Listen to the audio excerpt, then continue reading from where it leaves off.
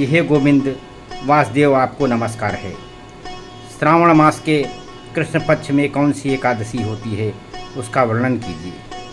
तो श्री कृष्ण भगवान बोले कि राजन सुनो, मैं तुम्हें एक पापनाशक उपाख्यान सुनाता हूँ, जिसे पूर्व काल में ब्रह्मा जी ने नारद के पूछने पर बताया था।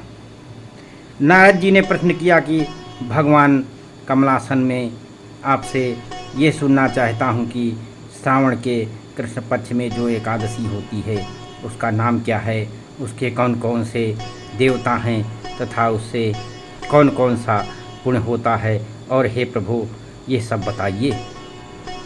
तो ब्रह्मा जी ने कहा कि नारद सुनो, मैं संपूर्ण लोगों के हित की इच्छा से तुम्हारे प्रश्न का उत्तर दे रहा हूँ।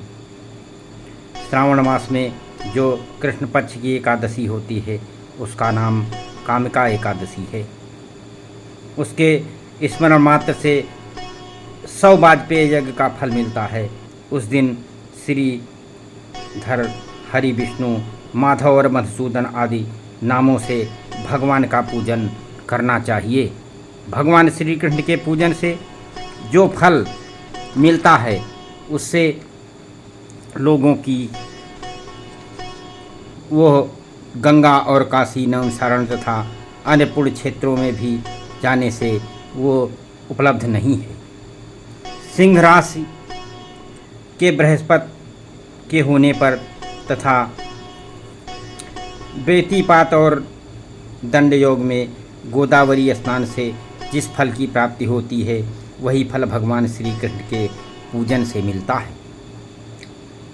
जो समुद्र और वन सहित समूची पृथ्वी का दान करता है तथा जो कामिका एकादशी का व्रत करता है, वे दोनों बराबर के फल के भागी माने जाते हैं। जो ब्याई हुई गाय को अन्याय सामग्रियों सहित दान करता है, उस मनुष्य को जिस फल की प्राप्ति होती है वही कामिका एकादशी का व्रत करने वाले को वही फल मिलता है। जो नरश्रेष्ठ श्रावण मास में भगवान श्रीधर का पूजन करता है, उसके द्वारा गंधर्वों और नागों से संपूर्ण देवताओं की पूजा की जाती है।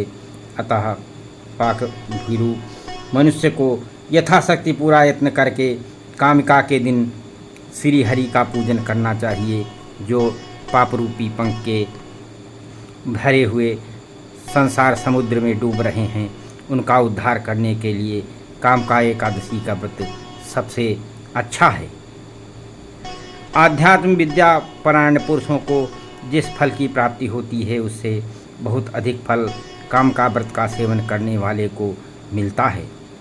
कामिका का व्रत करने वाला मनुष्य रात्रि में जागरण करके ना तो कभी भयंकर यमराज का दर्शन करता है और न कभी दुर्गति को प्राप्त होता है।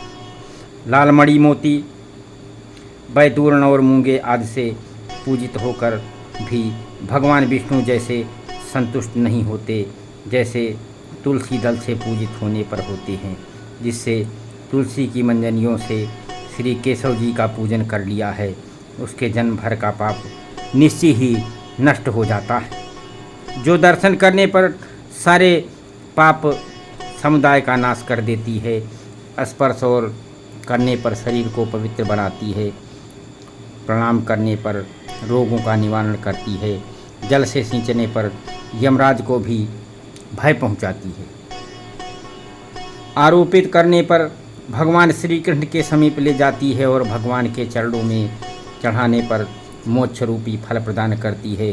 उस तुलसी देवी को नमस्कार है।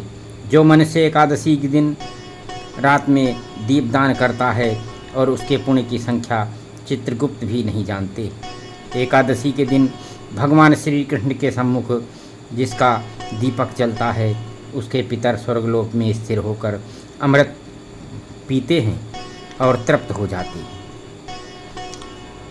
घी अथवा तिल के तेल से भगवान के सामने दीपक जलाकर मनुष्य देह त्याग के पश्चात करोड़ों दीपकों से पूजित होकर के स्वर्गलोक में जाता है। और श्री भगवान कृष्ण जी कहते हैं कि युधिष्ठिर, यह तुम्हारे सामने मैंने कामिका एकादशी की महिमा का वर्णन किया है। काम का सब पातकों को हरने वाली है। अतः सभी मनुष्यों को यह चाहिए कि इस व्रत का अवश्य पालन करें और यह स्वर्गलोक तथा महान पुण्य फल प्रदान करने वाली है। जो मनुष्य श्रद्धा के साथ इसका महात्म श्रवण करता है वो सब पापों से मुक्त हो जाता है और अंत में विष्णुलोक को जाता है। सीताराम राम राम राम।